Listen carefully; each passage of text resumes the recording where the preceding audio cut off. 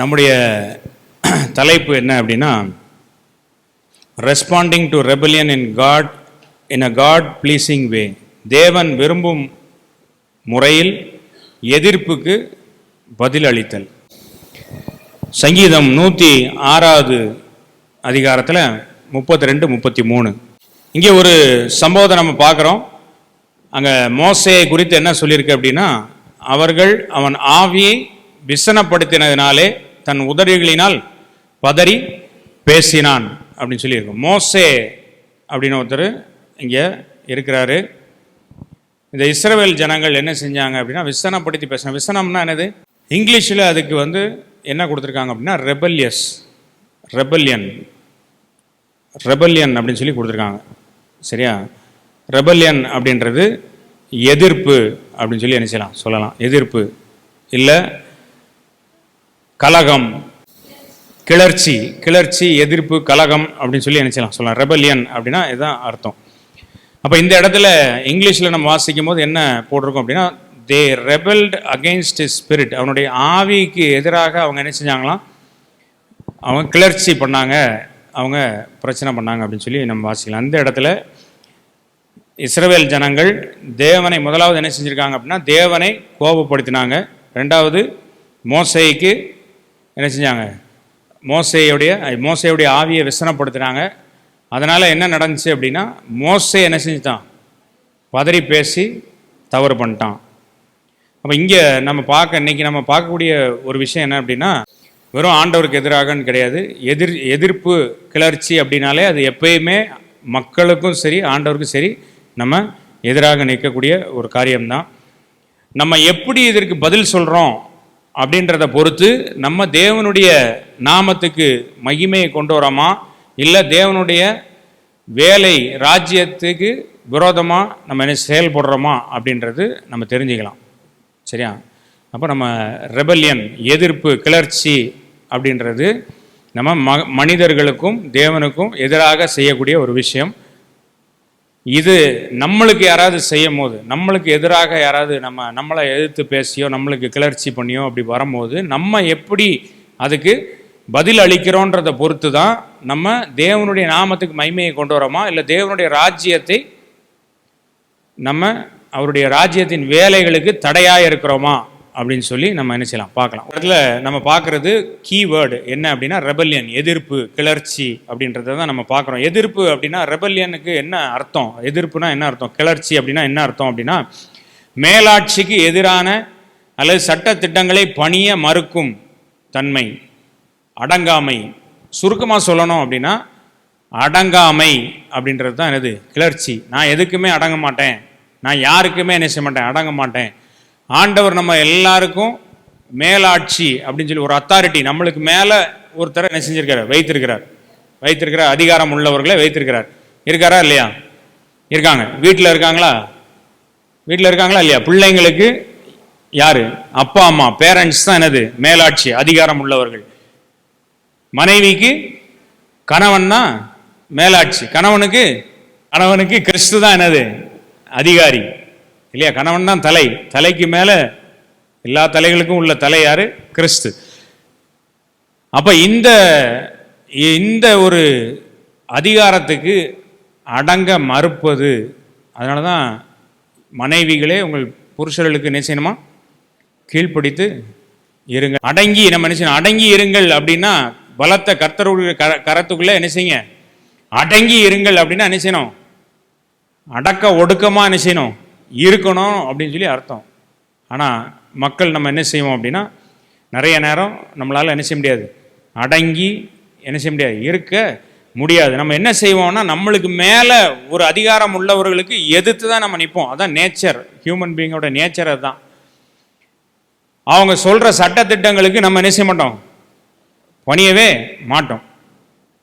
நம்ம எல்லாருமே யாருக்கு அடங்கி இருக்கணும், நம்ம எல்லாரும் சேர்ந்து யாருக்கு அடங்கி இருக்கணும், ஆண்டவருக்கு அடங்கி இருக்கணும். அவருடைய சட்டத்திட்டங்கள் எங்கே இருக்குது, வேதாகம புஸ்தகத்தில் இருக்குது. வேதத்தின் வசனத்தின்படி தான் நம்ம வாழணும். நம்ம தேவனுக்கு அடங்கி, தேவன் சண்முகத்துக்கு முன்பாக அடங்கி என்ன செய்யணும், இருக்கணும். நம்ம 1 சாமுவேல் 15:23 நம்ம வாசிக்கும் போது, இரண்டகம் பண்ணுதல், பில்லி சுனிய பாவத்திற்கும் முரட்டாட்டம் பண்ணுதல் அவபக்திக்கும் விக்கிரகாராதனைக்காரனுக்கும் சரியாய் என்ன செய்து இருக்கிறது. அப்போ இரண்டகம் பண்ணுறதும் ரெபல்யன் தான். இங்கிலீஷில் நம்ம வாசிக்கும் போது இரண்டகத்துக்கும் ரெபல்யன்னா இந்த விசனம் அப்படின்றதுக்கும் என்னது ரெபல்யன் அப்படின்றது தான் என்ன செய்யுது போட்டிருக்கு. ஸோ இப்போ இந்த ரெபல்யன் அப்படின்னா இங்கிலீஷில் என்ன இருக்கும் அப்படின்னா rebellion is as the sin of witchcraft. எப்படி பில்லி சூனியம்ன்றது ஒரு பாவம் எப்படி இருக்குதோ அதுக்கு ஈக்குவலாக தான் என்ன செய்யுது இந்த ரெபல்யன். இந்த அடங்காமை, அடங்க மறுப்பது, இரண்டகம் பண்ணுதல், முரட்டாட்டம் பண்ணுதல், இதெல்லாமே என்ன செய்யுது அந்த ரெபல்யன்.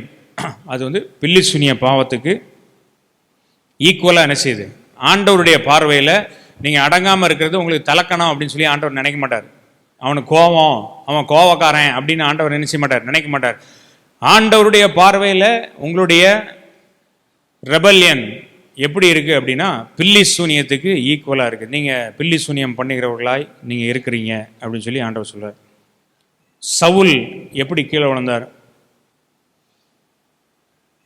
அவரை பற்றி தான் இங்கே போட்டிருக்கு இரண்டகம் பண்ணுதல் அப்படின்னு. சவுலை பற்றி தான் என்ன செய்து போட்டிருக்கு. சவுல் இரண்டகம் பண்ணனால அவர் என்ன செஞ்சார், நீர் கர்த்தருடைய வார்த்தையை புறக்கணித்தபடியால் ஆண்டவருக்கு விரோதமாக என்ன செய்கிறார், இரண்டகம் பண்ணி அவர் ஆண்டவருக்கு விரோதமாக முரட்டாட்டம் பண்ணுறாரு. ஆண்டவர் ஒரு வார்த்தையை சொல்லும் போது அதுக்கு கீழ்ப்படியாமல் மாத்திரம் இல்லை, அதுக்கு அகெயின்ஸ்டாக வேற என்ன செய்கிறாரு, நான் இப்படி தான் பண்ணுவேன்னு சொல்லி அதுக்கு விளக்கம் வேற என்ன செய்கிறாரு, கொடுக்குறாரு. ஆண்டவருடைய வார்த்தைக்கு கீழ்ப்படியாமல் அதுக்கு காரணம் சொல்கிறாரு. ஆண்டவர் என்ன சொல்கிறார், நீ எல்லாத்தையும் அழிச்சு போட்டுருன்னு சொல்லி ஒரு இடத்துல சொல்லும் போது அவர் நல்ல ஆட்டுக்குட்டியெல்லாம் நல்ல புஷ்டியான ஆட்டுக்குட்டியெல்லாம் வச்சிருக்கிறாரு. எப்போ நான் உன்னை என்ன சொன்னேன், நீ என்ன பண்ணிட்டு இருக்கிற, நான் உனக்கு என்ன சொன்னேன், நீ என்ன பண்ணிட்டு இருக்க. அப்போ சவுல் சொல்கிறாரு, என்ன சொல்ல, அவர் ஆக்சுவலாக என்ன சொல்லியிருக்கணும், ஆண்டவரே நீங்கள் சொன்ன வார்த்தையை நான் கீழ்ப்படியல, அவ்வளோதான். ஆனால் அவர் என்ன சொல்கிறாரு, ஆமாம் நீங்கள் சொன்னீங்க, என்ன சொன்னீங்க, எதையுமே உயிரோட வைக்காமல் எல்லாத்தையும் அழிச்சிருன்னு சொன்னீங்க. ஆனால் நான் என்ன பண்ணியிருக்கிறேன், உங்களுக்கு பலி கொடுக்கறதுக்காக சூப்பரானதை மட்டும் நான் என்ன செஞ்சுருக்கேன், எடுத்து வச்சிருக்கிறேன். அவருடைய எண்ணம் வந்து ஆண்டவருக்காக பலி செலுத்தணுன்றது எண்ணம் கிடையாது. பலி செலுத்தணுன்றது எண்ணம் இருந்ததுன்னா ஆண்டவருக்கு கீழ்ப்படுகிறது தான் முக்கியன்றது அவருக்கு என்ன செய்யும், தெரிஞ்சிருக்கும். அவருடைய எண்ணம் அது கிடையாது. எல்லா மக்களையும் திருப்திப்படுத்தணும் அப்படின்றது தான் அவருடைய எண்ணம். அதனால அங்கே செஞ்சார், விழுந்தார். இந்த ரெபல்லியன் இஸ் டேஞ்சரஸ். ஏன் அப்படின்னா it opens door to deception and destruction. வஞ்சிக்கப்படுறது தான் என்னது டிசப்ஷன், டிஸ்ட்ராக்ஷன் அப்படின்னா அழிக்கப்படுவது. அப்போ இந்த பில்லி சூனியத்துக்கு நம்ம இடம் கொடுத்தோம் அப்படின்னா நம்மளுடைய வாழ்க்கையில் கூடவே சேர்ந்து யாரெல்லாம் வருவா, யாரெல்லாம் வருவா, வஞ்சிக்கப்படுற ஆவியும் நிச்சயம், வஞ்சிக்கிற ஆவியும் வரும், நம்மளை அழித்து போடக்கூடிய ஆவியும் நிச்சயம் வரும். அதனால் இந்த பில்லி சூனியம் நம்மளுக்கு இருக்கா அப்படின்னு சொல்லி நம்ம நிச்சயம் பார்க்கணும். நம்ம முதலாவது நம்ம யாரையாவது இப்படி விசனப்படுத்துகிறோமா, நம்ம மற்றவங்களை யாரையாவது டென்ஷன் படுத்துகிறோமா, மற்றவங்கள கோவப்படுத்துகிறோமா அப்படின்றத நம்ம என்ன செய்யணும் பார்க்கணும். அப்படி நம்ம பண்ணுறோம் அப்படின்னா நம்ம ஆண்டவருடைய ப்ரொடெக்ஷன்லேருந்து என்ன செஞ்சிருவோம், வெளியில் போயிடுவோம். அதே மாதிரி நம்ம டென்ஷன் ஆகிட்டோம் அப்படின்னாலும் நம்ம என்ன செய்வோம், ஆண்டவருடைய ப்ரொடெக்ஷன்லேருந்து வெளியில் போயிடுவோம். அது நம்மளுடைய கண்களை என்ன செய்யும், குருடாக்கி போட்டுரும். நம்ம உண்மையை கடைசி வரைக்கும் சத்தியத்தை என்ன செய்ய முடியாது, புரிந்து கொள்ள முடியாது. அதனால் ரொம்ப ஜாக்கிரதையாக என்ன செய்யணும், இருக்கணும். இந்த rebellion it provokes God and affects God's plan and purpose. இந்த அடங்காமை அப்படின்றது, இந்த எதிர்ப்பு ஆண்டவருக்கும் மனிதர்களுக்கும், ஆண்டவர் வைத்திருக்கிற அத்தாரிட்டிக்கும் எதிர்த்து நம்ம நிற்கிறது, அது என்ன செய்யும் அப்படின்னா தேவனை கடும் கோபத்துக்குள்ளாக்கும். அது போக அவருடைய திட்டங்களையும் அவருடைய செயல்களையும் நம்மளுடைய வாழ்க்கையில் என்ன செய்யும், தடுக்கும். அந்த இடத்துல நம்ம வாசித்திருக்கிறோம், நம்ம இஸ்ரவேல் ஜனங்கள் தேவனுக்கு என்ன செய்தார்களாம், கடும் கோபம் மூட்டினார்கள்னு சொல்லி வாசித்தோம் இல்லையா. நம்பர்ஸ் என்னாகமம் 14:11 வாசிங்க. என்னாகமம் 14:11. குறை சொல்லுது, எப்போ பார்த்தாலும் குறை, எனக்கு அது இல்லை, இது இல்லை, இது இல்லை, அது இல்லைன்ட்டு திருப்பி எல்லாமே ஆண்டவர் கொடுத்துட்டே தான் இருக்கார். ஆனாலும் நம்ம நினைச்சுவோம் என்ன இல்லையோ அதையே பார்த்துக்கிட்டு அது இல்லை, இது இல்லை, இது இல்லைன்னு சொல்லி என்ன செய்கிறாங்க, அவங்க திருப்பி சொல்லிகிட்டே இருக்கிறாங்க. ஆண்டவர் மேலே அவங்களுக்கு ஒரு நம்பிக்கையே இல்லை. இந்த இடத்துல என்ன நடந்திருக்கு அப்படின்னா தண்ணி என்ன செய்யலை, அவங்களுக்கு இல்லை. ஏற்கனவே ஒரு இடம் அப்படிதான், தண்ணி இல்லாத இடத்துல ஆண்டவர் என்ன செய்யற, மோசே கோலை வச்சு ஒரு கண்மலையில் அடிக்கும் போது தண்ணி வந்தது, குடிச்சு நல்லா சந்தோஷமா இருந்தாங்க. இப்போ மறுபடியும் தண்ணி இல்லை. அப்போ தண்ணி இல்லைன்னா என்ன செய்யணும், போய் ஆண்டவர்கிட்ட நிற்கணும். ஆண்டவரே அந்த கண்மலையில் எங்களுக்கு தண்ணியை கொண்டு வந்து, ஆண்டவரே நீங்கள் எங்களுக்கு தண்ணியை கொடுங்கன்னு சொல்லி சொல்கிறத விட்டுட்டு இந்த மோசையும் ஆரோனையும் போய் நின்று, நீ தானே நீ கூப்பிட்டு வந்த எகிப்துலேருந்து, நீ என்ன சாவடிக்கிறதுக்கா நீ கூப்பிட்டு வந்த? நான் எங்கே இங்கே உட்காந்து எல்லாம் குடும்பமாக சாவதுக்கா நாங்கள் உட்காந்துருக்குறோம் அப்படின்னு சொல்லி அவர் என்ன செய்கிறாரு, ஏற்று பேசிக்கிட்டு இருக்கிறாரு. ஆண்டவருக்கு பயங்கர கோவம் வந்து, ஏன் இத்தனை வருஷம் நான் பண்ண உனக்கு வனாந்தரத்தில் காடையை கொண்டாந்து உனக்கு ஞாபகம் இல்லையா? உனக்கு இங்கே செங்கடலில் உன்னைய கொண்டாந்தது ஞாபகம் இல்லையா? எகிப்தின் அடிமைத்தனத்திலேருந்து உன்னைய கொண்டாந்தது ஞாபகம் இல்லையா? நீ ஏன் அப்படி திருப்பி திருப்பி கம்ப்ளைண்ட் பண்ணிக்கிட்டே இருக்கிற? ஏன் குறை சொல்லிகிட்டே இருக்கிற? ஏன் மற்றவங்களை பற்றி பேசிக்கிட்டே இருக்கிற? உனக்குன்னு உன்னை வழி நடத்துறதுக்குன்னு சொல்லி ஒரு ஆளை வச்சா நீ அந்த ஆள்கிட்ட போய் நீ என்ன செய்கிற? மறுபடியும் குறை சொல்லிட்டு தான் இருக்கிற. குறைகளை சொல்வது தவறல்ல, ஆனால் குறை சொல்வது தான் என்னது தவறு. அப்படின்னா என்ன? எனக்கு தண்ணி இல்லைன்னு சொல்லி மோசேட்ட சொல்கிறது தப்பு இல்லை, ஆனால் தண்ணி இல்லை நான் சாவறதுக்காக நீ கொண்டாந்த அப்படின்றது தான் நம்மளுடைய தவறு. நம்முடைய வாயின் வார்த்தைகள் எப்படி இருக்குது? நம்ம பிரச்சனைகளை பற்றி பேசுவது தவறு இல்லை. எனக்கும் சிமியோனுக்கு சண்டை வந்துருச்சுன்னா அவங்களும் நானும் போய் பேசுறது தவறு இல்லை. ஆனால் ஏன்னா இப்படி பண்ணீங்க, அந்த மாதிரி நீங்கள் பண்ணது எனக்கு கஷ்டமாக இருக்குது அப்படின்னு சொல்லி சொல்கிறது தவறு இல்லை. ஆனால் நீ இப்படிலாம் பண்ணனால தான் நான் நாசமாக போயிட்டேன், நீ இப்படிலாம் பண்ணனால தான் எனக்கு ஒன்றுமே நடக்கலை, நீ இப்படிலாம் பண்ணனால தான் நான் கெட்ட வார்த்தை பேசுகிறேன் அப்படின்னு சொல்லி போயிட்டு புலம்பிட்டு அவங்கள குற்றம் சொல்லிகிட்டே இருந்தோம் அப்படின்னா அதுதான் தேவனுக்கு பிடிக்காத ஒரு காரியம். நம்முடைய மனசில் உள்ள காரியங்களை பற்றி பேசுறது தப்பே இல்லை. யாருனாலும் கண்டிப்பாக எல்லாருமே ஒரு சூழ்நிலையில் நம்மளை கோவப்படுத்துவாங்க. எல்லாருமே சில காரியங்களை பண்ணும்போது நம்மளுக்கு எல்லாத்தையும் நம்மளால் என்ன செய்ய முடியாது, ஏற்றுக்கொள்ள முடியாது. நம்மளுக்கு கோவம் வரும், நம்மளுக்கு வருத்தம் வரும், எல்லாமே வரும். என் மேலேயும் உங்களுக்கு வருத்தம் வரும், உங்கள் மேலேயும் எனக்கு வருத்தம் வரும். ஆனால் இதை நம்ம எப்படி டீல் பண்ணுறோம், எப்படி நம்ம அதுக்கு பதில் கொடுக்குறோம் அப்படின்றதெல்லாம் தான் இது எல்லாமே இருக்குது. இந்த இஸ்ரவேல் ஜனங்களை போல நம்ம தேவன் மேலே நம்பிக்கை இல்லாமல் அவங்க எப்படி மோசையிட்ட போய் சண்டை போட்டாங்களோ அந்த மாதிரி நம்ம பண்ணிகிட்டு இருக்கிறோமா? அப்படி பண்ணனால என்ன நடந்துச்சு? அவங்களுக்கு 40 வருஷம் என்ன செஞ்சாங்க? சுற்றிக்கிட்டே தான் இருந்தாங்க. இன்றைக்கி நீங்கள் பண்ணக்கூடிய அந்த எதிர்ப்புனாலும் கிளர்ச்சினாலும் ஒன்று தெரிஞ்சுக்கோங்க, உங்களுக்கு வரக்கூடிய ஆசீர்வாதங்கள் தடைப்பட்டு கொண்டே போகும். நீங்கள் அடங்குற வரைக்கும் ஆண்டவர் உங்களை என்ன செய்ய மாட்டார், உங்களுக்கு வேண்டிய ஆசீர்வாதத்தை கொடுக்கவே மாட்டார். நீங்க என்னைக்கு கர்த்தருடைய பலத்தை கரத்துக்குள்ளே அடங்கி இருக்கிறீங்களோ அன்னைக்கு தான் முதல் படியை நீங்க பார்ப்பீங்க, தேவனுடைய ஆசீர்வாதத்தின் முதல் படியை நீங்க பார்ப்பீங்க. என்னைக்கு நீங்க அடங்குறீங்களோ அன்னைக்கு தான் சந்தோஷமும் சமாதானமும் உங்களை வீட்டில் துளிர்க்க ஆரம்பிக்கும். இந்த இடத்துல மோசேக்கும் ஒரு தவறு நடந்தது. மக்கள் வந்து என்ன செஞ்சாங்க, இவருக்கு எதிராக எல்லாத்தையும் பண்ணாங்க. அதனால மக்கள் 40 வருஷம் கஷ்டப்பட்டாங்க. ஆனால் இங்கே மோசேக்கு எதிராக பண்ணும்போது, மோசேக்கு எதிராக கிளர்ச்சி பண்ணும்போது மோசே என்ன ஆயிட்டாரு, he got frustrated. அவர் ரொம்ப என்ன செஞ்சாரு, விரக்தி ஆயிட்டாரு. அவர் ரொம்ப டவுன் ஆயிட்டார். அப்போ ஆண்டவர்கிட்ட போய் சொல்றாரு, என்ன ஜனங்கள் எல்லாம் நினைச்சாங்க மறுபடியும் தண்ணி கேட்கறாங்கன்னு ஆண்டவர் சொல்றாரு, இப்போ நீ போ, அந்த கண்மலையை பார்த்து பேசு, நான் உனக்கு என்ன செய்யறேன், தண்ணியை கொடுக்குறேன் அப்படின்னு சொல்லி சொல்றாரு. ஆனால் இந்த மோசே இந்த ஜனங்கள் பண்ண அந்த எதிர்ப்புனாலும் கிளர்ச்சினாலும் அவர் ரொம்ப மோசமா விரக்தியாகி டயர்டாகி இவங்களெல்லாம் ஏண்டா கூட்டு வந்தோன்ற அளவுக்கு போய் கடைசி அவர் என்ன செய்யறாரு, அந்த மலையில போய் அடிக்கிறது மாத்திரம் இல்லை, அவர் சொல்றாரு இந்த ஜனங்களை பார்த்தீங்க அவங்களுக்கு தண்ணி வேற நான் கொண்டு வந்து கொடுக்கணுமோ அப்படின்னு சொல்லி என்ன செய்யறாரு சொல்றாரு. மோசே என்ன செய்யறாரு சொல்றாரு, இங்க தண்ணியை கொடுத்தது மோசேயா, யாரு கொடுத்தா? கண்மலையிலேருந்து தண்ணியை கொடுத்தது ஆண்டவர். ஆனால் இந்த இடத்துல ஆண்டவரை ரெப்ரசன்ட் பண்ணி என்ன செய்யறாரு, மோசே நிற்கிறார். ஆண்டவருடைய வேலையாளா, ஆண்டவருக்கு ஒரு ரெப்ரசன்டேஷனா இங்கே மோசே நிற்கிறார், பிரதிநிதியா நிற்கிறார். ஆனால் பிரதிநிதியா நின்னவர் ஆண்டவருக்குடைய பிரதிநிதியை அங்கே நிற்காம பேசாம நான் தான் உனக்கு தண்ணியை தாரேன்ற மாதிரி என்ன செஞ்சிட்டாரு, பேசிட்டார். உதாரணத்துக்கு நீங்கள் யோசித்து பாருங்க, ரேஷன் கடையில் போய் அரிசி வாங்க நிற்கிறீங்க. இந்த அரிசி போடுற ஆள் உனக்கு மாதம் நான் 5 கிலோ அரிசி போட்டுக்கிட்டு இருக்கேன் அப்படின்னாருன்னா எப்படி இருக்கும்? அந்த மாதிரி இருக்கு இங்கே சம்பவம். ரேஷன் கொடுத்தது யாரு? கவர்மெண்ட்லேருந்து கொடுக்குறாங்க. இவர் அளந்து போடுறவர், அவர் தான் என்னமோ போடுற மாதிரி பேசுகிற மாதிரி இந்த இடத்துல மோசம் ஏச்சிட்டாரு. என்னமோ அவர் தான் தண்ணியை திறந்து விடுற மாதிரி அவர் நினைச்சார். உங்களுக்கெல்லாம் தண்ணி வேற கொடுக்கணுமோ, அதெல்லாம் உனக்கு கேடா. நம்ம பாஷையில் பேசினா நிறைய பேசலாம், ஆனால் அதெல்லாம் நம்மளுக்கு வேண்டாம். அப்போ அந்த மாதிரி அவர் என்ன செய்கிறார், மோசே பேசுறதுனால ஆண்டவர் என்ன சொல்லியிருக்கிறாரு, எண்ணாகமம் 20:12 வாசிங்க. உபாகமம் 32:48 நம்ம வாசிக்கும் போது அந்த சம்பவத்தை நம்ம வாசிக்கலாம். அங்கே என்ன சொல்றாரு அப்படின்னா, எல்லாம் ஃபைனலாக முடிஞ்சு எல்லாம் வந்ததுக்கப்புறம் கானான் தேசத்துக்குள்ளே போகிறதுக்கு முன்னாடி ஆண்டவர் சொல்றாரு மோசேட்ட, அதுக்கு முன்னாடி ஆரோன் இறந்து போயிட்டாரு. மோசேட்ட சொல்றாரு, நீங்கள் இந்த உபாகமம் 32:48 வரைக்கும் நீங்கள் வாசித்து பார்த்தீங்கன்னா அதில் நீங்கள் சீன் வனாந்தரத்தில் உள்ள காதேசிலே மேரிபாவின் தண்ணீர் சமீபத்தில் இஸ்ரவேல் புத்திரருக்குள்ளே என்னை பரிசுத்தம் பண்ணாமல் அவர்கள் நடுவே என் கட்டளைகளை மீறினாலே உன் சகோதரனாகிய ஆரோன் ஓர் என்னும் மலையிலே மரித்து தன் ஜனத்தில் சேர்க்கப்பட்டது போல நீயும் ஏறி போகிற மலையிலே மரித்து உன் ஜனத்தில் சேர்க்கப்படுவாய். நான் இஸ்ரவேல் புத்திரருக்கு கொடுக்க போகிற எதிரே இருக்கிற தேசத்தை நீ பார்ப்பாய், ஆனால் அதற்குள் நீ பிரவேசிப்பது இல்லை.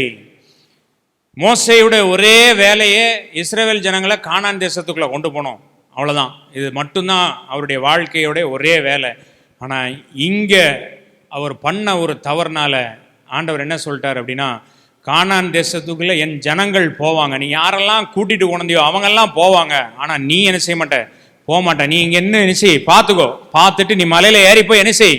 எவ்வளோ பெரிய ஆசீர்வாதம் ஆண்டவர் சொல்ல, நீ மலையில ஏறி போய் மரித்து உன் ஜனங்கள் அண்டையில நீ என்ன செய், சேர்க்கப்படுவாயாக. நீ போ, அவ்வளோதான், க்ளோஸ், உன் சாப்டர் க்ளோஸ், இங்கேயோட முடியுது, நீ போ, உன் வேலை முடிஞ்சிச்சு, நீ போ அப்படின்னு சொல்லி என்ன செய்கிறார், அனுப்பி விடுறாரு. அதுக்கு அந்த முதல்ல என்னாகமம் 20:12 வாசம், இஸ்ரவேல் புத்திரன் கண்களுக்கு முன்பாக என்னை பரிசுத்தம் பண்ணும்படி நீங்கள் என்னை விசுவாசியாமல் போனபடினால். அப்போ ஆண்டவருக்கு முன்பாக ஆண்டவர் அவர் அந்த சம்பவத்தில் ஆண்டவர் பார்க்கும் போது இஸ்ரவேல் ஜனங்கள் இப்படிலாம் எதிர்ப்பு பண்ணாங்க அப்படின்னு சொல்லி அவர் என்ன செய்யல, அதை மட்டும் அவர் என்ன செய்யல, பார்க்கல. அவங்க எதிர்த்து வந்ததுனால அவங்க 40 வருஷம் கஷ்டப்பட்டாங்க. ஆனாலும் அதை மட்டும் ஆண்டவர் என்ன செய்யல, பார்க்கல. அதனால அவங்க தான் எதிர்த்து இப்படி பண்ணனால மோசே இப்படி, ஐயோ பாவம், என் தாசனாகிய மோசே அவர் தான் முகமுகமா என்ன செய்யுது, மோசையை போல ஒரு தீர்க்கதரிசியே இல்லை, முகமுகமாய் தேவனை சந்தித்த தீர்க்கதரிசி இல்லை, இப்படிப்பட்ட ஒரு மனுஷனை இப்படி கஷ்டப்படுத்திட்டாங்களே அப்படின்னு சொல்லி ஆண்டவர் சொல்லாம நியாயமாய் நீதியாய் ஆண்டவர் அங்க தீர்ப்பு செய்கிறார். யார் என்ன பண்ணியிருந்தாலும் வாயினால பண்ண பாவம் அது உன்னுடையது. நீ தான் உன்னுடைய ஆக்ஷன்ஸுக்கு, உன்னுடைய செயலுக்கு நீ தான் கணக்கு கொடுக்கணும். யாரு பண்ணனால, யாரு உன்னைய கோவப்படுத்தினாலும் நீ பண்ண அப்படின்றது எனக்கு முக்கியம் இல்லை, நீ என்ன பண்ண அதான் முக்கியம். நாளைக்கு ஆண்டவருக்கு முன்பாக நம்ம போய் நிற்கும் போது, ஆண்டவரே அவங்க அப்படி பேசினாங்க அதனால நான் இப்படி பண்ணிட்டேன், அவங்க என்னை எப்படி பண்ணிட்டாங்க அதனால நான் இப்படி பண்ணிட்டேன் அப்படின்னு நம்ம எந்த ஒரு சாக்கு போக்கு சொல்வதற்கு இடமே கிடையாது. நான் அப்படி இருந்தேன், இப்படி இருந்தேன், நான் தனிமையில் இருந்தேன் அதனால இந்த பாவத்தை பண்ணிட்டேன், இதெல்லாம் எந்த வகையிலையும் ஆண்டவருக்கு முன்பாக நம்ம சொல்லவே முடியாது. தேவனுக்கு பிரியமானவன் பாபிலோனிலையும் தேவனுடைய சித்தத்தை அவன் என்ன செய்வான். அதனால எந்த சாக்கு போக்குமே சொல்ல முடியாது. இங்கே மோசையும் அதே மாதிரி தான், எந்த சாக்கு போக்குமே என்ன செய்ய முடியல, சொல்ல முடியல. நம்முடைய வேலை எல்லாம் இந்த ஒர்க்ஸ் ஆஃப் த லீடர், நம்மளை ஆண்டவர் ஒரு அத்தாரிட்டியில் வச்சிருக்கிறாரா, நம்மளை ஒரு அதிகாரத்தில் வைத்திருக்கிறாரா, உங்களுடைய வேலை என்ன அப்படின்னா ஆண்டவரை பிரதிபலிப்பது தான் உங்களுடைய வேலை. ஆண்டவரை உங்களுக்கு அதிகாரத்துக்கு கீழே இருக்கிறவங்களுக்கு காட்டுவது தான் உங்களுடைய வேலையை தவிர உங்களுடைய சுய லாபத்துக்காக எந்த வகையிலும் நீங்கள் அந்த பதவியோ அந்த அதிகாரத்தையோ உபயோகப்படுத்த முடியாது. நீங்கள் அந்த பதவியிலையும் அதிகாரத்திலையும் உட்கார்ந்துட்டு பாவத்தை பண்ணி ஆண்டவருக்கு விரோதமாய் குற்றங்களை பண்ணிட்டு தப்பிக்கலான்ற எண்ணம் உங்களுக்கு கொஞ்சம் கூட இருக்க வேண்டாம். மற்றவங்க செய்கிற எந்த பாவத்தினாலேயோ மற்றவங்க செய்கிற எந்த ஒரு காரியத்தினாலேயோ நம்ம பண்ணக்கூடிய தப்பை அதுக்கு காரணம் சொல்லிட்டு நம்ம என்ன செய்ய முடியாது, தப்பிக்க முடியாது. அதே மாதிரி யார் நம்மளுக்கு மேலே அதிகாரத்தில் இருக்கிறாங்களோ அவங்கள எதிர்த்து பேசிட்டு அவங்களுக்கு கிளர்ச்சியை உண்டு பண்ணிட்டு நம்ம நல்லா இருப்போம்னு சொல்லி ஒரு நாள் நீங்கள் என்ன செய்யாதீங்க, நினைக்காதீங்க. ஸோ இப்போ how to Christians respond to rebellion? இப்போ நம்ம ரெண்டு காரியம் பார்த்தோம். ஒன்று கிளர்ச்சி பண்ணினவர்கள், இன்னொன்று அதனால் பாதிக்கப்பட்டவர்கள் இல்லையா. கிளர்ச்சி பண்ணது இஸ்ரவேல் ஜனங்கள், அதனால் பாதிக்கப்பட்டது மோசை. யாருக்கு விரோதமாக கிளர்ச்சி பண்ணாங்க? மோசைக்கு விரோதமாக கிளர்ச்சி பண்ணாங்க. ஸோ இப்போ இதே மாதிரி நம்மளுக்கு விரோதமாக டெய்லியும் என்ன செய்வாங்க, பண்ணுவாங்க. அப்படி பண்ணும் போது நம்ம எப்படி அதுக்கு ரெஸ்பாண்ட் பண்ணணும், எப்படி பதில் அளிக்க வேண்டும் அப்படின்னு சொல்லி நம்ம என்ன செய்யணும், பார்க்கணும் இல்லையா. நீதிமொழிகள் 29:11 நம்ம எடுத்து வாசித்தோம்னா, மூடன் தன் உள்ளத்தை எல்லாம் வெளிப்படுத்துகிறான், ஞானியோ அதை பின்னுக்கு அடக்கி வைக்கிறான். இங்கிலீஷில் என்ன இருக்குது அப்படின்னா, a fool vents all his feelings, a fool vents all his feelings but a wise man holds them back. மூடன் தன் உள்ளத்தை எல்லாத்தையும் என்ன செய்யறானா, வெளிப்படுத்தினான். அப்படின்னா என்ன அர்த்தம்? யாராவது நம்மளை திருப்பி நம்மளுக்கு எதிர்த்து வந்துட்டே இருந்தாங்கன்னா நம்ம என்ன செய்வோம், ரொம்ப விரக்தியில் உட்கார்ந்துருப்போம். அப்போ நம்மளை கோபப்படுத்தும் போது, நம்மளுக்கு அடங்காமல் நம்மளை விரக்தியான ஒரு நிலைமையில நம்மளை தள்ளும் போது நம்ம மனசில் உள்ள காரியங்களை வெளியில் என்ன செய்யக்கூடாது, சொல்லக்கூடாது. பொறுமை நம்மளுக்கு வேணும். யாருக்கும் இங்கே பொறுமை இல்லை அப்படின்னு சொல்லி சொன்னாங்க இல்லையா? அது மாதிரி பொறுமை நம்மளுக்கு என்ன செய்யணும்? வேணும். பொறுமை ரொம்ப அவசியம். ஆண்டவருக்கு கீழ்ப்படியணும் அப்படின்னா மனிதர்களிடத்துல ரொம்ப என்ன செய்யணும்? பொறுமையாய் இருக்கணும். இந்த மாதிரி அடங்காமல் இருக்கிறவங்ககிட்ட நம்ம பதில் அளிக்கணும் அப்படின்னா தேவனுடைய ஞானம் நம்மளுக்கு வேணும். மனிதனுடைய விரக்தி நம்மகிட்ட இருந்துச்சுன்னா நம்ம சரியான வகையில் என்ன செய்ய முடியாது? பதில் அளிக்க முடியாது. ரெண்டாவது, அப்ஹோல்டு காட்ஸ் ஹோலினஸ் இன் லீடர்ஷிப். யாக்கோபு 1:20 நம்ம வாசிக்கிறோம், மனுஷனுடைய கோபம் தேவனுடைய நீதியை நடப்பிக்க மாட்டாதே. ஆண்டவருக்கு தெரியும் அந்த சூழ்நிலையில அவங்க கோபப்படுத்துவாங்க அப்படின்றது ஆண்டவருக்கு தெரியும். ஆனால் மனிதனுடைய கோபம் ஆண்டவருடைய நீதியை அங்கே என்ன செய்யாது? நடப்பிக்க முடியாது.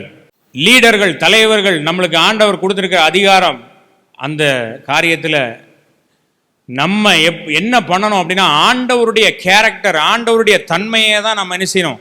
வெளிப்படுத்தணும். நம்முடைய கோபத்தில் நம்ம நிச்சயமாக ஆண்டவருடைய தன்மையை என்ன செய்ய முடியாது? வெளிப்படுத்த முடியாது. மனிதனுடைய கோபம் நிச்சயமாக தேவனுடைய நீதியை என்ன செய்ய முடியாது? அங்கே கொண்டு வரவே முடியாது. தேவனுடைய நீதி ஒரு இடத்துல நிறைவேறணும் அப்படின்னா மனிதனுடைய கோபத்துக்கு அங்கே வேலை என்ன செய்யக்கூடாது? இருக்கக்கூடாது. நான் தேவனுடைய நாமம் எவ்வளோ பரிசுத்தமானதுன்றதை நான் பிரதிபலித்து கொண்டு இருக்கிறேன்னா என்னுடைய வார்த்தைகளில், என்னுடைய செயல்களில், அதுதான் எனக்கு முக்கியம். அதை தான் நான் பார்க்கணும். அவர் actions must bring people close to God. நம்மளுடைய செயல்கள் எல்லாம் தேவனுக்கு அருகில் நம்மளை கொண்டு வரணும். மக்களை அவங்கள என்ன செஞ்சிடக்கூடாது? தள்ளி போட்டுறக்கூடாது. நம்ம செய்த செயல்னால சர்ச்சுக்கே வராமல் போகிற அளவுக்கு யாராவது இருக்கிறாங்களா அப்படின்னா நீங்கள் செய்த செயலை குறித்து நீங்கள் ரொம்ப வருத்தப்படணும். என்னால் தேவனை விட்டு ஒருத்தவங்க விலகுறாங்க அப்படின்னா அப்போ நான் பண்ணது பெரிய தப்பு. இன்னொன்று, யாரோனால நான் தேவனை விட்டு விலகிறேன் அப்படின்னா நான் பண்ணுறது ரொம்ப தப்பு. 2 பேர் மேலேயும் தப்பு இருக்குது. 2 பேர் மேலேயும் தப்பு இருக்குது. நம்முடைய வேலை, தேவனும் எவ்வளோ பரிசுத்தம் உள்ளவர், தேவன் எவ்வளோ நீதி உள்ளவர், தேவன் எவ்வளோ பொறுமை உள்ளவர், தேவன் எவ்வளவு மெர்சிஃபுல் காட், எவ்வளோ இரக்கமுள்ள தேவன், அவர் எவ்வளவு கிரேஸ்ஃபுல் காட், கிருபை உள்ள தேவன் அப்படின்னு சொல்லி அதை தான் நம்மளுடைய வாழ்க்கையில் நம்ம காட்டணுமே தவிர நம்முடைய கோபத்தினால தேவனுடைய கேரக்டரையும் அவருடைய நேச்சரையும் நம்ம நினைச்சக்கூடாது, மறைத்து விடக்கூடாது.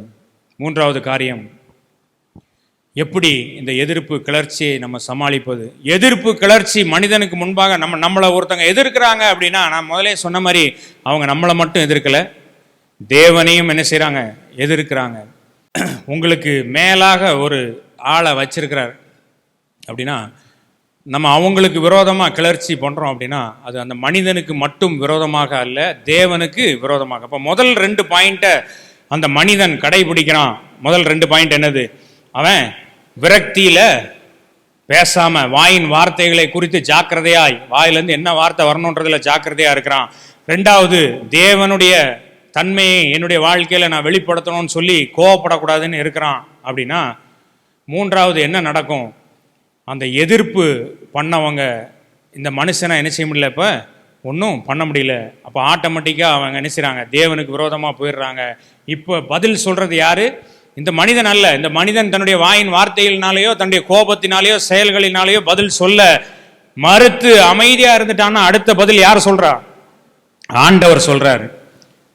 இப்போ ஆண்டவர் சொல்கிற பதில் எப்படி இருக்கும்? நிச்சயமாக அவங்களுக்கு ஒரு அழிவை கொண்டு வரும். அப்போ இந்த மனிதன் செய்ய வேண்டியது என்ன அப்படின்னா அவங்களுக்கும் ஆண்டவருக்கும் நடுவாக நின்று அந்த யார் கிளர்ச்சி பண்ணாங்களோ, யார் எதிர்த்து வந்தாங்களோ அவங்களுக்காக என்ன செய்யணும்? ஜெபம் பண்ணணும், பரிந்து பேசணும், ஜெபம் பண்ணணும், பரிந்து பேசணும். ஆண்டவரே, வேண்டாம் ஆண்டவரே, அவங்க மேலே என்ன செய்யுங்க? இரக்கமாக இருங்க. யாத்திராகமம் 32:11-14 வரைக்கும் வாசிக்கும் போது அங்கே அப்படிதான் இஸ்ரவேல் ஜனங்களை அழிக்கணும்னு சொல்லும் போது மோசே சொல்றார், உம்முடைய கோபத்தின் உக்கிரத்தை விட்டு திரும்பி உமது ஜனங்களுக்கு தீங்கு செய்யாதபடிக்கு அவர்கள் மேல் பரிதாபம் கொள்ளும் என்று கெஞ்சி பிரார்த்தித்தான். அப்பொழுது கர்த்தர் தமது ஜனங்களுக்கு செய்ய நினைத்த தீங்கை செய்யாதபடிக்கு பரிதாபம் கொண்டார். இது எப்போ நடந்துச்சு அப்படின்னா மோசையை டென்ஷன் பண்ணி அவன் அமைதியாக எதுவுமே பண்ணாதனால ஆண்டவருக்கு கோபம் வந்து, ஆண்டவர் நான் இப்போ அவ்வளோ பேரை நான் அழிக்க போகிறேன்னு சொல்லும் போது இவர் என்ன செய்கிறார்? வேண்டாம் ஆண்டவரே, நீங்கள் அழிக்காதீங்க, அவங்க பிழைக்கட்டும் அப்படின்னு சொல்லி என்ன செய்கிறார், ஜெபம் பண்ணுறாரு. அப்படி பரிந்து பேசும்போது ஆண்டவர் அதை கேட்டு அவர் செய்ய நினைத்த அந்த தீங்கை செய்யாமல் போகிறாரு. இப்போ இதனால் எத்தனை பேருக்கு ஆசீர்வாதம் பாருங்கள். கிளர்ச்சி பண்ணவங்களுக்கும் ஒரு கிருபை கிடைச்சிது, கிளர்ச்சி பண்ணப்பட்ட அந்த லீடருக்கும் ஒரு ஆசீர்வாதம் கிடைச்சி. அவரும் என்ன செய்யலை, தேவனுடைய வார்த்தையை விட்டு மீறலை. ஆண்டவரும் அந்த சூழ்நிலையில் சமாதானமாக சந்தோஷமாக போகிறாரு. எல்லாருமே ஆசீர்வாதமாக என்ன செய்கிறாங்க, போகிறாங்க. நம்ம எத்தனை பேர் நம்ம அப்படி மன்னிக்கிறதுக்கு நம்ம வாஞ்சை உள்ளவர்களாக இருக்கிறோம்? எத்தனை பேர் நம்மளுக்கு எதிர்த்து வர்றவங்களுக்கு ஜெபம் பண்ணதுக்கு ஆசை உள்ளவர்களாக இருக்கிறோம்? நம்மளை விசனப்படுத்துறவங்களுக்கும் நம்மளை எதிர்த்து கிளர்ச்சி ஊட்டுறவங்களுக்கும் அவங்கள் வாழ்க்கை நல்லா இருக்கணும் அப்படின்னு சொல்லி திறப்பின் வாசலில் நிற்பதற்கு எத்தனை பேர் நம்ம ஆயத்தமாக இருக்கிறோம்? இதில் ஹையஸ்ட் அல்டிமேட் எக்ஸாம்பிள் யார் அப்படின்னு சொல்லி பார்த்தீங்கன்னா இயேசு கிறிஸ்து தான். இயேசு கிறிஸ்து அவர் சிலுவையில் அடித்ததுக்கப்புறம் அவர் சொல்கிறார், பிதாவே இவர்களுக்கு மன்னியும், தாங்கள் செய்கிறது என்னதென்று அறியாதிருக்கிறார்கள். எத்தனை பேர் இந்த வார்த்தையை சொல்ல முடியும்? 3 காரியத்தை பார்த்தோம். எப்படி நம்முடைய கிளர்ச்சியை சமாளிப்பது. முதல்ல நம்ம வாயின் வார்த்தைகளில் ரொம்ப ஜாக்கிரதையாக இருக்கணும். 2வது நம்முடைய செயலில் ரொம்ப ஜாக்கிரதையாக இருக்கணும். 3வது தேவனுக்கும் கிளர்ச்சி ஊற்றுறவர்களுக்கும் முன்பாக நம்ம என்ன செய்யணும், பரிந்து பேசணும். ஆனால் நம்முடைய இயல்பு என்ன, ஜெபம் பண்ணும் போது அந்த அளவுக்கு பேசினா வாய் என்ன செய்யட்டும், அழுகி போட்டோம் அப்படின்னு சொல்லி நீங்கள் ஜெபம் பண்ணுறீங்க இல்லையா, அந்த ஜெபத்தெல்லாம் என்ன செய்யுங்க, தூர போடுங்க. ஏன்னா அந்த ஜெபம் அங்கே வரைக்கும் போயிட்டு ரிட்டர்ன் ஆயிடுச்சுன்னா வேற மாதிரி என்ன செய்யும், மாறி போயிடும். அதனால் அந்த மாதிரி ஜெபங்கள்லாம் நீங்கள் என்ன செய்யுங்க, ஜெபம் பண்ணாங்க. தேவன் இந்த வேதாகமத்தில் சொல்லாத எந்த வார்த்தையும் செய்ய மாட்டார். நியாய தீர்ப்பு அப்படின்றது அவர் எப்படி நியாயம் தீர்க்கிறார், அவர் சொன்ன வார்த்தையின்படி தான் நியாயம் தீர்க்கிறார். புதுசாக ஒரு ரூல்லாம் என்ன செய்ய மாட்டார், கொண்டு வர மாட்டார். இந்த வேதாகமத்தில் என்ன இருக்கிறோ அதன்படி தான் நம்மளுக்கு நியாயம் தீர்ப்பார். அதனால் அவன் அப்படி பேசினானால அவன் வாய் அழுகி போட்டோம்னா அழுகி போகாது. அந்த மாதிரி ஏதாவது ஒரு சம்பவம் ஆண்டவர் வசனத்தை வைத்திருக்கிறார் அப்படின்னா அது என்ன செய்யும், அது அழுகி போய். 1 கொரிந்தியர் 5வது அதிகாரத்தில் நேற்று நாங்கள் தியானித்தோம். என்ன தியானித்தோம், ஒருத்தன் இருந்தான், சர்ச்சில் ஒருத்தன் இருந்தான். அவன் என்ன செய்தான் அப்படின்னா அவனுடைய தகப்பனுடைய மனைவியோடு என்ன செஞ்சான், விபச்சாரம் பண்ணான் அப்படின்னு சொல்லி என்ன செய்யும் இருக்கும். ஒரு சர்ச்சில், நான் உங்களுக்கு ரொம்ப சிம்பிளாக நான் புரிய வைக்கிறேன். சர்ச்சில் ஒரு ஆள் இருக்காரு. அவர் என்ன செய்கிறாரு அப்படின்னா தகப்பனுடைய மனைவியோடு கூட சேர்ந்து என்ன செய்கிறாரு, குடும்பம் நடத்திக்கிட்டு இருக்காரு. அவர் சர்ச்சுக்கு வராரு. யாரு கூட, தகப்பனுடைய மனைவி கூட சர்ச்சுக்கு அவங்க 2 பேரும் கணவன் மனைவி மாதிரி வராங்க. அப்போ இந்த சர்ச்சில் இருக்க யாருமே அவங்களுக்கு என்ன செய்யல, ஏன்டா இப்படி பண்ணுறேன்னு கேட்காம எல்லாருமே வாங்க நம்ம ஆராதிப்போம், ஆண்டவரை ஆராதிப்போம்னு சொல்லி ஆராதிக்காங்க. அந்த மாதிரி உள்ள ஆளை பவுல் சொல்றாரு, இப்படிப்பட்ட அநியாயம், இப்படிப்பட்ட ஒரு அசிங்கம் புறஜாதிகள் இடத்துல கேள்விப்படலையே, இப்படிப்பட்ட ஒரு அசிங்கம் அந்த சர்ச்சில் நடந்துகிட்டு இருக்கே உன் ஊழியத்தில், யாராவது இதை குறித்து நீங்க கேட்டீங்களா? முதலாவது அவனை தூக்கி என்ன செய்யுங்க, வெளியில தூக்கி போடுங்க. நான் பவுல் சொன்ன, நான் அவனை சாத்தானுக்கு ஒப்பு கொடுக்கிறேன். இயேசுவின் வருகையில் அவனுடைய ஆவி ரட்சிக்கப்படும்படிக்கு அவனுடைய மாம்சம் அழுகி போகட்டும். தேவனுடைய வார்த்தையின்படி தீர்ப்பு சொன்னீங்கன்னா அது நடக்கும். நம்ம இஷ்டத்தின்படி சொன்னா நிச்சயம் அது நடக்காது. மாம்சத்தை அழித்து ஆவியை ரட்சிக்க ஆண்டவரால் முடியும். நம்ம சொல்ற வார்த்தையினால மாம்சத்தை அழித்து ஆவியை ரட்சிக்க முடியும். அங்க பவுல் சொன்ன வார்த்தையினால அவனுடைய மாம்சத்தை அழித்து ஆவியை ரட்சிக்க ஆண்டவரால் முடியும். ஆனா இந்த வேதாகமத்தில் இல்லாத மண்ணள்ளி போட்டு உங்க இஷ்டத்துக்கு சொல்ற எந்த வார்த்தையினாலையும் ஒன்றும் என்ன செய்யாது, நடக்கவே நடக்காது. அதனால நீங்க ரொம்ப ஜாக்கிரதையா இருங்க. இதை எப்படி நம்ம எதிர்கொள்ளணும்னு சொல்லி பார்த்துட்டோம் இல்லையா? எப்படி நம்ம எதிர்ப்பு நம்மளுக்கு வரும்பொழுது எப்படி நம்ம எதிர்கொள்ளணும்னு பார்த்தோம். இப்போ நம்ம எப்படி எதிர்க்காம இருக்கணும் அதையும் பார்க்கணும் இல்லையா? நம்ம எப்படி எதிர்க்காம இருக்கணும், எல்லாருக்குமே அதிகாரத்தில் இருக்கிற எல்லாருக்குமே மேலே ஒரு அதிகாரம் நிச்சயமா நிச்சயது இருக்கு. யாருமே அதிகாரத்துக்கு கீழே இல்லாத ஆட்கள் யாருமே கிடையாது. நான் தான் உலகத்திலேயே டாப் அப்படின்னாலும் அதுக்கு மேலே ஆண்டவர் என்ன செய்கிறார், இருக்கிறார். அதனால் எல்லாருக்கும் மேலேயும் அதிகாரம்னு சொல்லி என்ன செய்யுது இருக்கு. நம்மளுக்கு மேலெல்லாம் அதிகாரம் இருக்குது. ஆண்கள் ஒரு குடும்ப தலைவராக இருக்கிறாங்க அப்படின்னா அவங்களுக்கு மேலே அதிகாரமே கிடையாதுன்னு நம்ம சொல்ல முடியாது. அவங்க இருக்கக்கூடிய வீட்டுக்கும் வரி செலுத்துறது யார்கிட்ட தான் செலுத்தணும், கவர்மெண்ட்டில் தான் என்ன செய்யணும், வரி செலுத்தணும். கவர்மெண்ட்டுக்கு அடங்கி இருக்கணும். இல்லைன்னா வீடை என்ன செய்வாங்க, சீல் வச்சுட்டு போயிடுவாங்க. பண்ணுவாங்களா மாட்டாங்களா? நான் வரி செலுத்த மாட்டேன், நான் கரண்ட் பில் செலுத்த மாட்டேன்னு சொல்லி நீங்கள் அடங்காமல் இருந்து பாருங்களேன். ஒரு 5 மாதம் 6 மாதம் நான் கரண்ட் பில்ஸ் நான் என்ன கட்ட மாட்டேன், நீ என்ன செய்வியோ செஞ்சுக்கோ அப்படின்னு சொல்லி செஞ்சு பாருங்க. ஃபீஸை உருவிட்டு தெரிஞ்சுவாங்க போயிடுவாங்க. அதுக்கப்புறம் நீங்கள் என்ன செய்வீங்க? வேற இடத்துல ஃபியூஸை வாங்கி போட்டு நீங்கள் ஓட்டுவீங்க கரண்ட்டை. அதுக்கப்புறம் என்ன செய்வாங்க? வயரை கட் பண்ணுவாங்க. அதுக்கப்புறம் வேற வயரை வாங்கி ஜாயின் பண்ணுவீங்க. அதுக்கப்புறம் மொத்தமாக அவங்களுக்கு என்றதுக்கு ஒரு 10 கம்பியை கொடுத்துருவாங்க. இப்படிதான் நடக்கும். அதனால் நம்ம யாருமே அதிகாரத்துக்கு உட்படாத ஆட்கள் யாருமே கிடையாது. எல்லாருமே அதிகாரத்துக்கு உட்பட்டவர்கள் தான். அப்போ நம்மளுடைய வாழ்க்கையில் எதிர்ப்பு வராமல் இருக்கணும்னா என்ன செய்யணும்? பிலிப்பியர் 2வது அதிகாரம் 14, 15, 16 வாசிங்க. நான் வீணாக ஓடினதும் வீணாக பிரயாசப்பட்டதும் இல்லை என்கிற மகிழ்ச்சி கிறிஸ்துவின் நாளில் எனக்கு உண்டாயிருப்பதற்கு ஜீவ வசனத்தை பிடித்து கொண்டு உலகத்திலே சுடர்களை போல பிரகாசிக்கிற நீங்கள், உங்களுக்காக தான் சொல்றேன், ஜீவ வசனத்தை கேட்டுக்கிட்டு அதன்படி செய்வேன்னு சொல்லிட்டு உலகத்திலே சுடர்களை போல பிரகாசிக்கிற நீங்கள் கோணலும் மாறுபாடுமான சந்ததியின் நடுவிலே, எல்லாரும் கோணையும் மானையுமா தான் இருப்பாங்க, ஆனா நீங்க எப்படி இருங்க? பி பிளேம்லெஸ், குற்றமற்றவர்களும் கபடற்றவர்களும். எந்த ஒரு கபடம் நம்மளுக்கு என்ன செய்யக்கூடாது? இருக்கக்கூடாது. எந்த ஒரு தவறான எண்ணங்களும் நம்மளுக்கு இருக்கக்கூடாது. தேவனுடைய மாசற்ற பிள்ளைகளுமா இருக்கும்படிக்கு எல்லாவற்றையும் முறுமுறுப்பு இல்லாமலும் தர்க்கிப்பு இல்லாமலும் நீங்க செய்யுங்க. எப்போ பார்த்தாலும் கம்ப்ளைண்ட் பண்ணிட்டு, எப்போ பார்த்தாலும் நொயின்ட்டு வாதாடிக்கிட்டு, தர்க்கிப்புனா என்னது? வாதாடுறது. இது சரியில்லை, அது சரியில்லை, இதையே நான் பண்ணணும், அதையே நான் பண்ணணும், நான் எதுக்கு பிளேட்டை கழுவணும், நான் எதுக்கு பெருக்கணும், நான் எதுக்கு சேரத்துக்கு போடணும், நான் எதுக்கு சர்ச்சை திறக்கணும், இப்படியே பேசிக்கிட்டே நம்ம என்ன செய்யக்கூடாது? இருக்கக்கூடாது அப்படின்னு சொல்லி என்ன செய்றார்? பவுல் சொல்றார். நம்மளுக்கு மேலே உள்ள அதிகாரத்தை அவங்களா ஏற்படுத்தலை, யாருமே அவங்களா ஏற்படுத்தலை. நம்மளுக்கு மேலே உள்ள எல்லா அதிகாரத்தையும் கொடுத்தது யார் தான்? தேவன் தான். தேவன் தான் நம்மளுக்கு மேலே எல்லா அதிகாரத்தையும் வைத்திருக்கிறார்.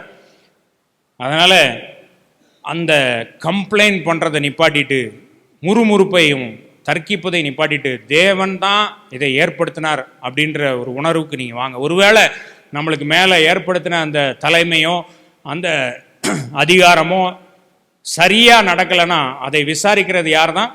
அதை யார் அப்பாயிண்ட் பண்ணாங்களோ அவங்களே விசாரிச்சுக்கிறோம். யார் ஏற்படுத்தினாங்களோ, தேவன் ஏற்படுத்தினதை தேவனே விசாரித்து தேவனே நீதி செய்வார்.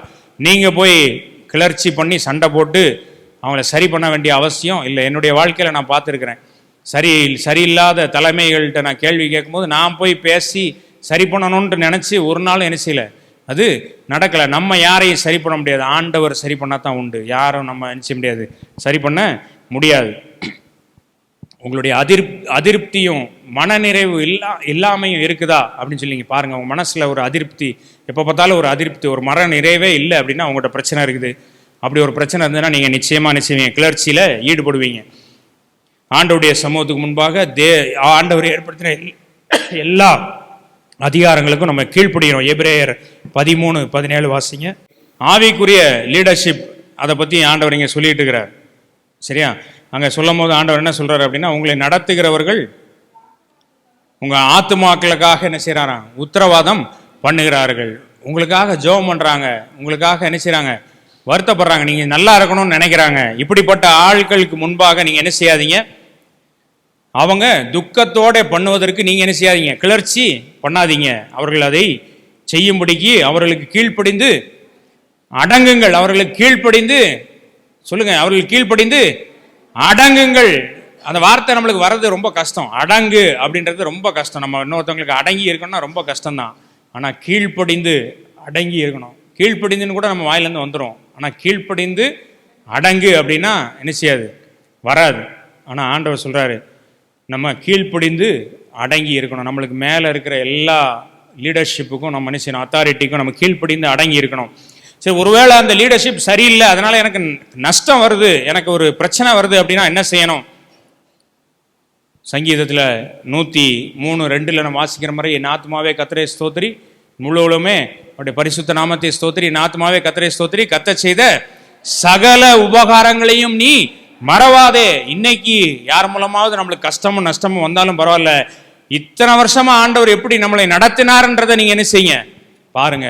அப்போ நான் கிளர்ச்சி பண்ணாமல் இருக்கணும் அப்படின்னா, நான் எதிர்த்து நிற்காமல் இருக்கணும் அப்படின்னா, முதலாவது ஆண்டவர் மேலே நம்பிக்கை வைத்து எனக்கு மேலே இருக்க அதிகாரத்துக்கு நான் என்ன செய்யணும், நம்ம முறுமுறுப்பு இல்லாமல் இருக்கணும். ரெண்டாவது அவளுக்கு கீழ்ப்படியணும். மூன்றாவது தேவன் மேலே நம்ம என்ன செய்யணும், நம்பிக்கை வைத்து அவர் இதுவரைக்கும் நம்ம நடத்திட்டு வந்த எல்லா வழிகளையும் நம்ம என்ன செய்யணும், மறக்காம நினைத்து நம்ம என்ன செய்யணும், வாழணும்.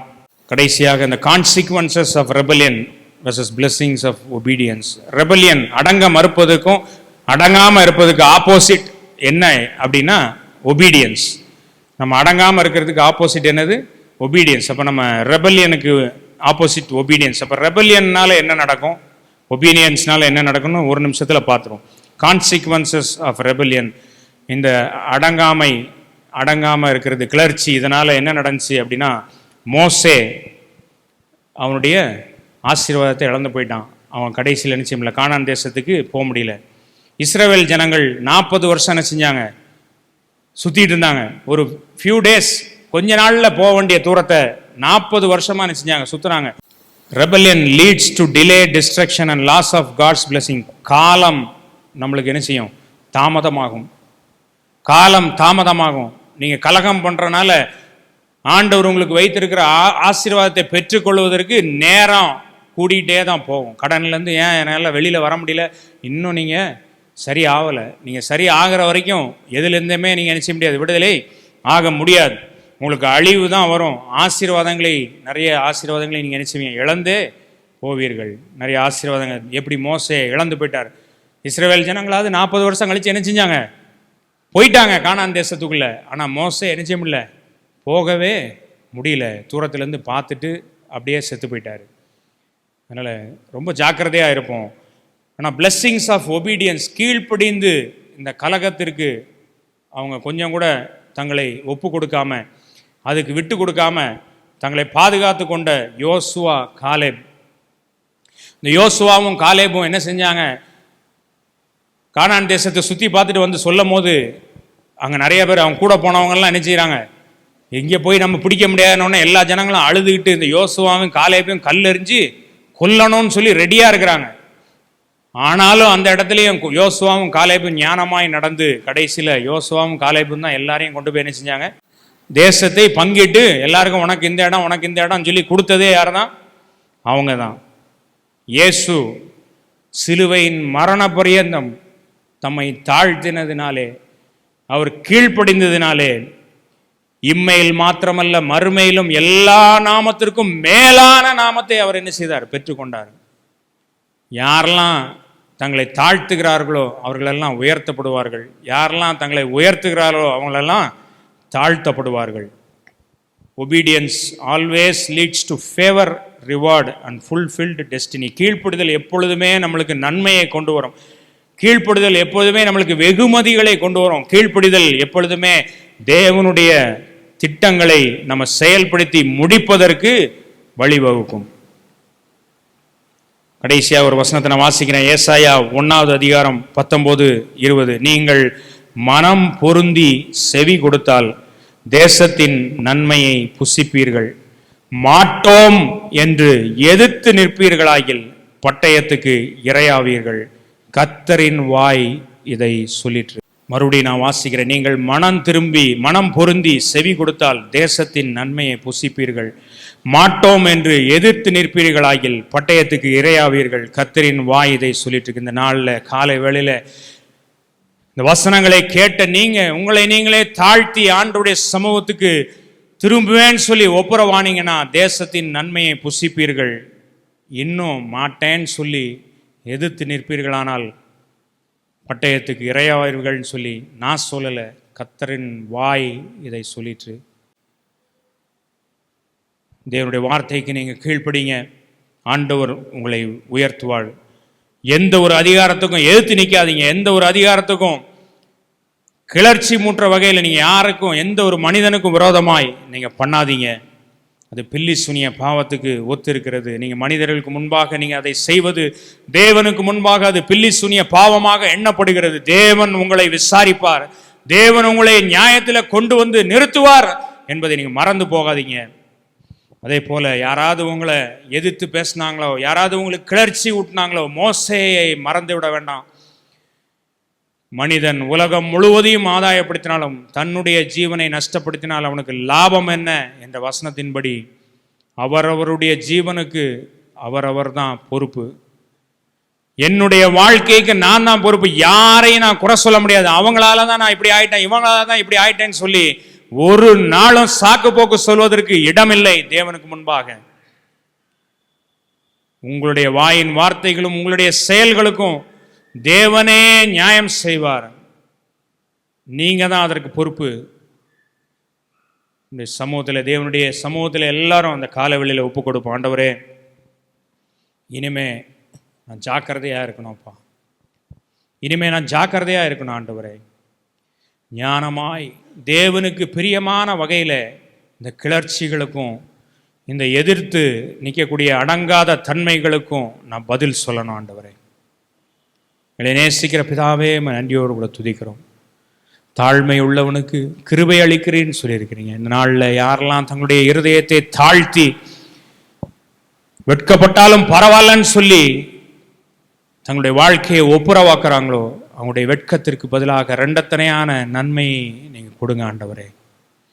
பெருமை உள்ளவனுக்கு நான் எதிர்த்து நிற்கிறேன்னு சொல்லியிருக்கிறீங்க. வசனத்தை கேட்டும் தங்களுடைய இருதயத்தை கடினப்படுத்தி தங்களுடைய வாழ்க்கையில எதிர்த்து நிற்கிறவர்களுக்கு பட்டயத்துக்கு இரையாவார்கள்னு சொன்ன நம்முடைய வார்த்தை அவர்களுக்கு எச்சரிப்பாக இருக்கட்டும் சொல்லி நான் அவர்களை ஒப்பு கொடுக்கிறேன்.